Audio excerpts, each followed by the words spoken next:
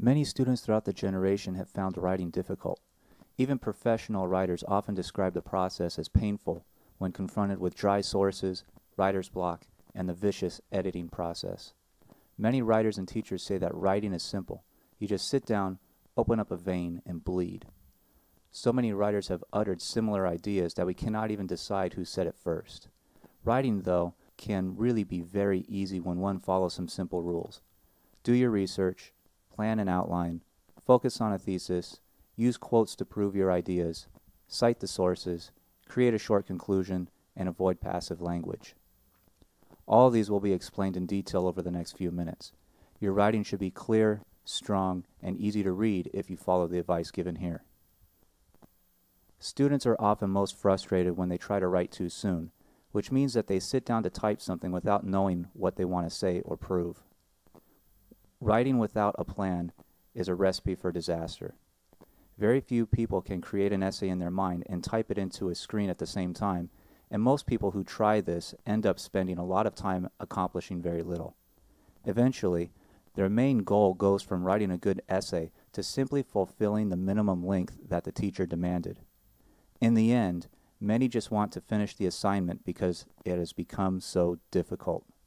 The slow progress begins to feel like a kind of torture as they watch the cursor on their screen blink at them again and again and again, while their mind starts to wander from the essay they should be writing to something they would rather be doing. Students' ability to distract themselves is a bottomless hole that they can prevent themselves from falling into by simply doing their research and making a plan. In my discipline, history, the vast amount of work that goes into an essay lies in doing the research needed to learn about a topic. This includes deciding on topic, finding books, articles, and other scholarly resources, actually reading all of that material, taking notes on the main ideas discussed, and figuring out how the ideas relate to each other. That part alone can take many days, so about 90% of the work on essays in my discipline is taken up by basic research. Students that try to write an essay without doing the basic research set themselves up for a painful experience and often a low grade. Once you have learned a good amount about your topic, the next step is to plan your essay. What are you most interested in? Were any controversies expressed in the sources you read? Did the writers argue about anything? You should develop a plan despite which type of essay you want to write. I normally do this by creating an outline. The outline should contain a thesis statement that clearly says what the essay will focus on or prove, a few main points that will be the bulk of the essay, and proof for each main point. Quotes are the most frequent form of proof in my discipline. One of the great tricks in writing is to plan out which quotes you want to use to prove each point, and to actually type them into your outline. This will allow you to simply copy and paste quotes into your paragraphs as you write, saving you the hassle of looking up quotes and page numbers while you are typing a paragraph. A finished outline should look something like this: a clear, short thesis statement that reveals the essay's main points, each main point given in a simple statement, and each quote to be used as evidence listed under each main point. Now you are ready to begin typing your essay. Remember that you should have spent a great amount of time so far in research and planning, so the actual typing should be pretty easy and should feel as if it flows quickly. The first paragraph should contain some background information on the general topic. What is the topic? Why is it interesting? Why is it important to know about? Etc. The thesis statement is by far the first paragraph's most important part. A thesis usually appears toward the end of the paragraph and is important because it tells the reader exactly what to expect in the rest of the essay. The thesis should give a short list of the main points in each body paragraph that follows. Think of the thesis as a freeway sign that tells you which exits are coming up and in what order. The thesis says we will discuss first this, then that, and the other last. Or it is important to know that A, B, and C are going to happen in the next few pages. The thesis should really be that short, just one short sentence that tells the reader what to expect. As practice, write a one-sentence thesis on the topic you have chosen for your essay. Remember to include the main points you want the essay to discuss.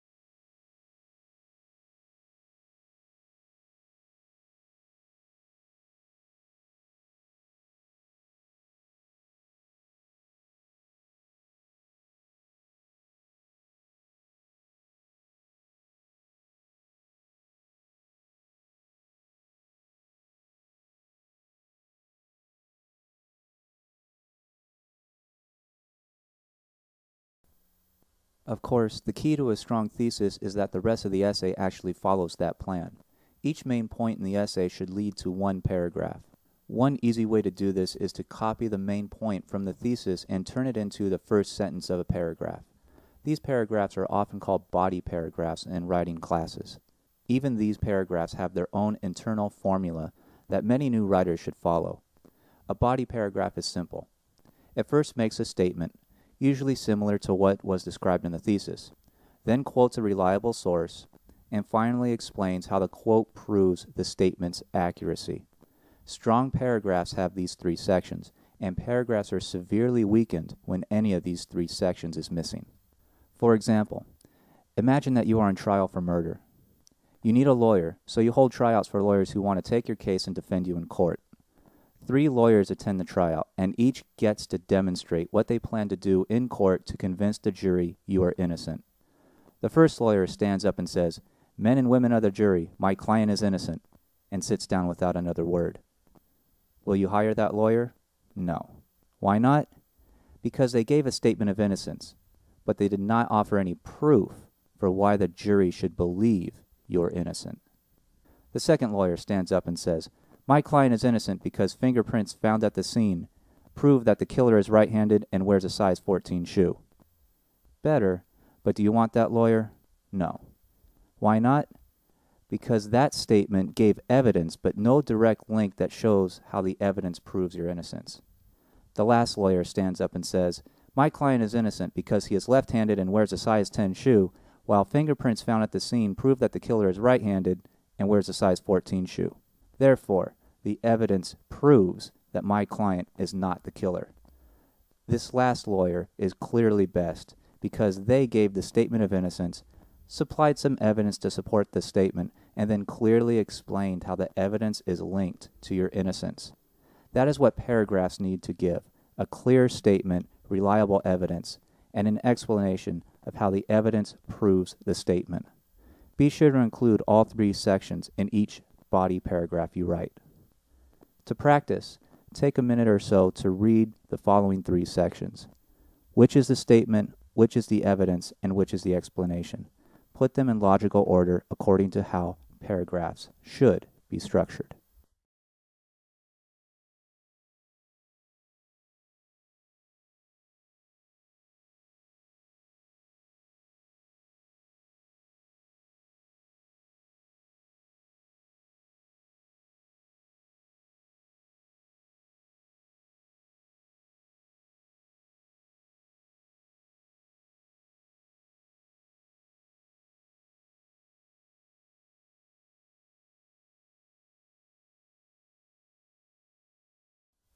Here's the answer. For even better practice, write one of the body paragraphs that you plan to use in your essay. Remember to begin with the statement, use evidence, and explain how the evidence proves the statement.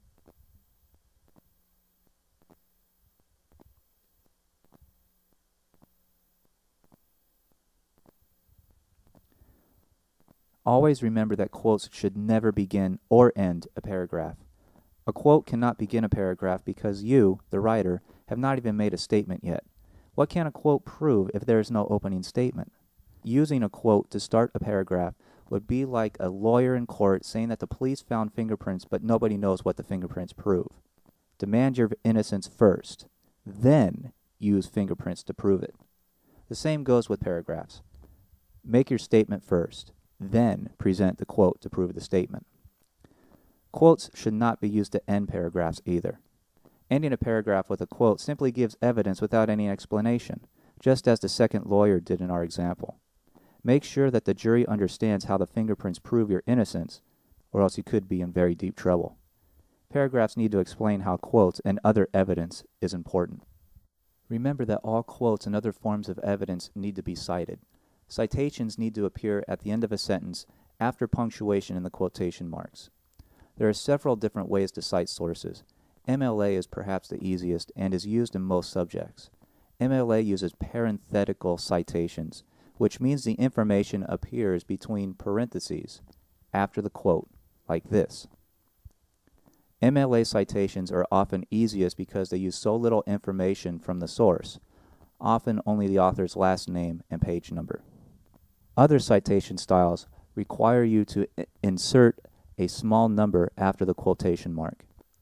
Endnotes use that small number to match that citation to information on the source listed at the end of the essay, sometimes on a separate page. To create an endnote, go to the end of the quote, click on Review, and then click on Insert Endnote. The number should pop up automatically.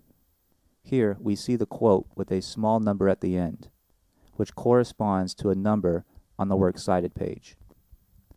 Again, the number 2 at the end of another quote leads us to the source information listed in number 2 on the Works Cited page. Using footnotes is a bit trickier. You still add your small number at the end of the quote, but make sure to click on the Insert Footnote option. This will divide your essay into two pieces. You will see the main text at the top with a small section at the bottom where you will type in the source's information. Again, the small footnote numbers correspond. Most recent typing systems automatically put the numbers in order and will alter the numbers when you add or delete footnotes. You don't have to worry about the numbers staying in order. Most typing programs will do that for you. The main difference between endnotes and footnotes is that endnotes list their information at the essay's end, often on a separate page, while footnotes list the information at the bottom or foot of the same page where the quote appears. History teachers and other social sciences will often prefer footnotes for citations. Whichever citation system you use, make sure to use it consistently throughout your essay. Use the same system for all of your citations. The last major piece of your essay will be to write a conclusion. Conclusions are easy to write because you have already done most of the work. Conclusions are simple and fast summaries of the main points that the essay discussed and proved. Conclusions and introductions mostly focus on the thesis statement, so conclusions and introductions often look very similar. Your essay is now done. Proofreading it for typing or spelling errors is the final step. Also make sure that all the major pieces of the essay are included and in order: thesis, paragraph structure, statement, quote, and explanation, citations, and conclusion. If you have time, put the essay away for 2 or 3 days and work on other assignments. Return to it after a few days and read it again. One of the major problems in spending so much time on research, planning, and writing is that we sometimes get so deep into our topic that we overlook simple mistakes that a first-time reader can easily catch. You can help yourself become that first-time reader by returning to the essay after a few days. This can help you to be a stronger, more objective editor of your own work. Look for 2 more specific things in editing your essay: passive language and tense. Passive language occurs when we weaken a sentence by flipping it around and putting the action in the wrong place. For example, the marathon was won by Jose. This is a passive statement because it puts the object, marathon, and the action, won, before the actor, Jose. We can rewrite this statement to make it active by putting the actor first, the action second, and the object third. Jose won the marathon. Which statement is easier to understand? Jose won the marathon is shorter and to the point. Passive statements can be very complex and difficult to understand because they get too long and use lots of breaks because their ideas are out of order. We often use passive language in our everyday speech, so it is a major problem when teaching people to write. Even that is a passive statement. Why? Because it places the action at the end of the sentence and the result at the beginning. How should it be rewritten? Take a few seconds and try to rewrite the sentence to make it active.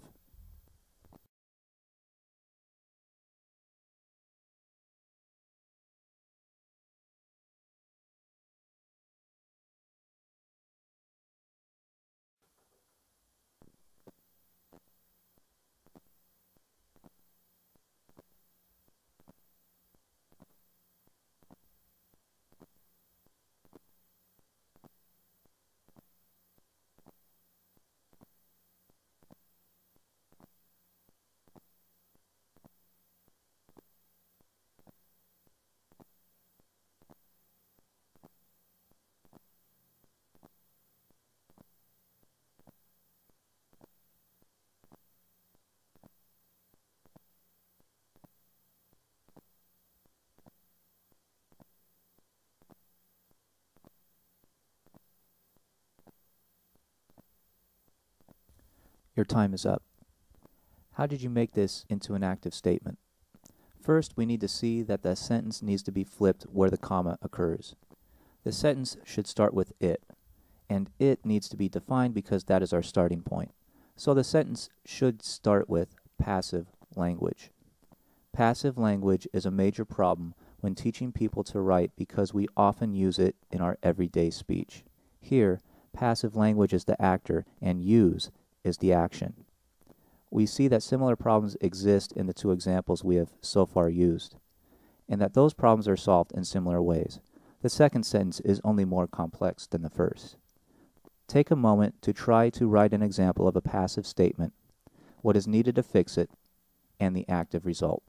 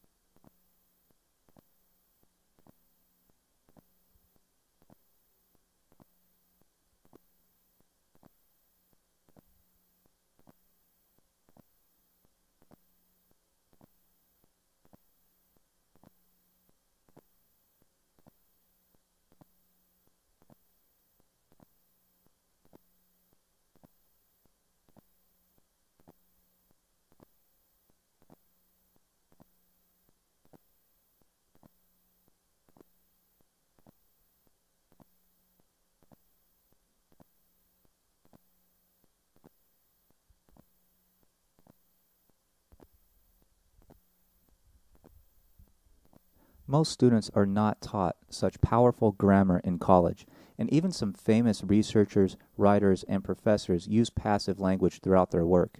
Their writing may be long and poetic sounding, but it is also complex and often confusing. We learn to write strong essays in order to prove an idea quickly and powerfully, not to confuse the reader. Present tense is the last thing to look for in your essay. Again, we normally think about the world around us and our actions in the present tense, so it often sneaks into our writing. This is overlooked in some disciplines, but can be very damaging in a history essay.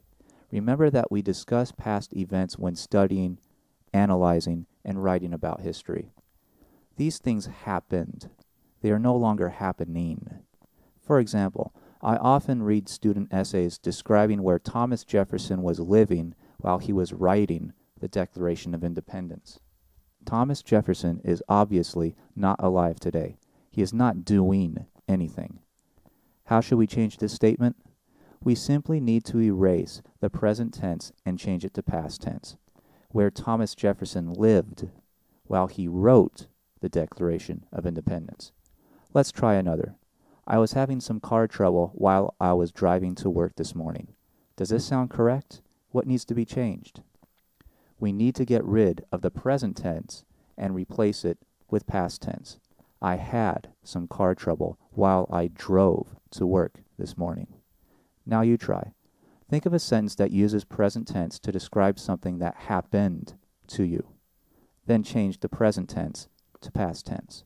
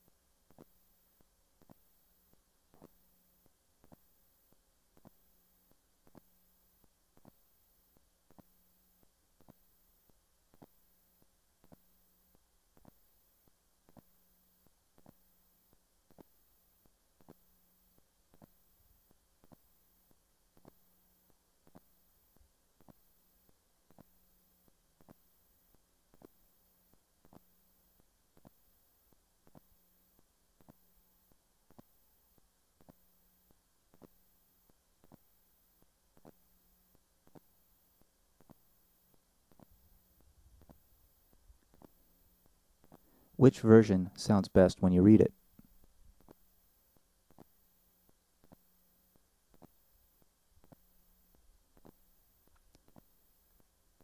You are now strongly prepared to attack any essay assignment with confidence. Remember that writing involves much research and planning before actually typing the essay, and often involves many levels of proofreading and editing to correct mistakes. Essays often use predictable formulas including thesis statements, paragraph structure, citations, and conclusions. You must understand that writing takes practice just like all other skills. No athlete ever just walked onto a court and started hitting three-point baskets, just as no musician ever walked into a concert hall and played a song for the very first time. Their talents were honed by many hours of repetition and dedicated practice. Writing is much the same. It takes practice and resolve to master. I hope that this video has gave you a strong start from which you can build upon.